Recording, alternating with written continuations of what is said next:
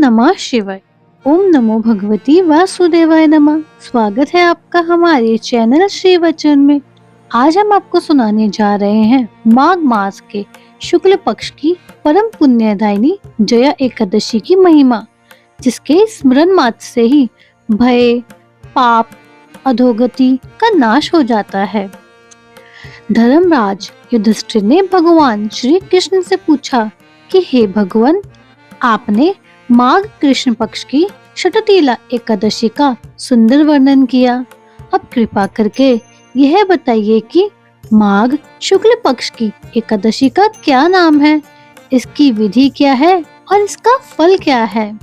भगवान श्री कृष्ण बोले, हे राजन, माघ शुक्ल पक्ष की यह एकादशी जया एकादशी के नाम से प्रसिद्ध है। इस व्रत के प्रभाव से ब्रह्म हत्या जैसे महापाप भी नष्ट हो जाते हैं और मनुष्य को भूत, प्रेत, पिशाच जैसी अधम योनियों से मुक्ति मिलती है। जो इसे श्रद्धा से करता है वह अंत में मोक्ष को प्राप्त होता है।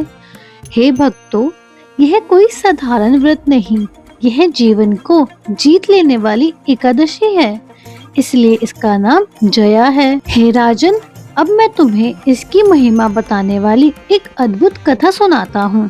स्वर्ग लोक में देवराज इंद्र अपने सिंहासन पर विराजमान थे।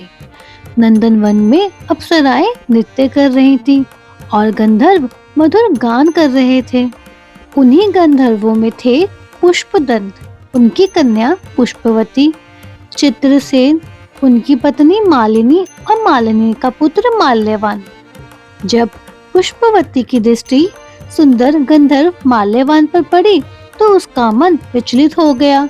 उसने अपने रूप, लावण्य और चेष्टाओं से माल्यवान को मोहपाश में बांध लिया।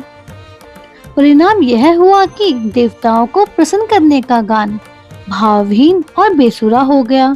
देवराज इंद्र समझ गए कि यह देव कार्य में लापरवाही है। क्रोधित होकर वह बोले कि तुमने मेरी आज्ञा का अपमान किया है।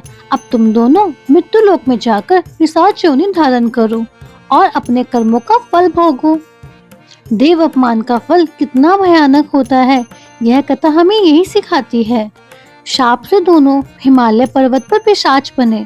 ना कोई सुख, ना कोई स्वाद, ना कोई स्पर्श, भयंकर शीत, निद्रा का अभाव और अंतहीन पीड़ा। माल्यवान बोला, इससे तो नरक का दुख भी अच्छा था। अब हमें कभी पाप नहीं करना चाहिए। दैवयोग से माघ शुक्ल पक्ष की जया एकादशी आ गई। उस दिन उन्होंने अन्न ग्रहण नहीं किया, कोई पाप कर्म नहीं किया, केवल फल फूल से दिन बिताया और पीपल वृक्ष के नीचे पूरी रात जागरण किया। भयंकर ठंड में मृतक समान पड़े रहे पर धर्म नहीं छोड़ा। हे राजन, एकादशी के व्रत और रात्रि जागरण के प्रभाव से वे दोनों सुबह होते ही पिशाच योनि से नष्ट हो गए। वह पुण्य दिव्य गंधर्व और सुंदर अप्सरा बन गए। देवताओं ने आकाश से पुष्प वर्षा की।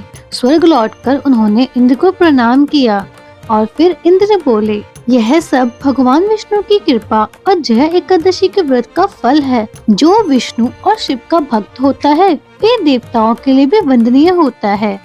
श्री कृष्ण बोले, हे युधिष्ठिर, जया एकादशी का व्रत बुरी से बुरी योनि से भी मुक्ति दिलाता है। जो इसे करता है उसने मानो सभी यज्ञ, दान और तप कर लिए। ऐसा मनुष्य हजारों वर्षों तक स्वर्ग लोक में वास करता है। अगर आपके जीवन में भय है, बाधा है या आत्मिक कष्ट है तो जया एकादशी का व्रत निश्चय ही जीवन को विजय की ओर ले जाता है। धन्यवाद। अगर आपको ये कथा पसंद आई हो तो वीडियो को लाइक करें, शेयर करें और श्री वचन चैनल को सब्सक्राइब करें। और हाँ, कमेंट में जय विष्णु भगवान जरूर लिखें।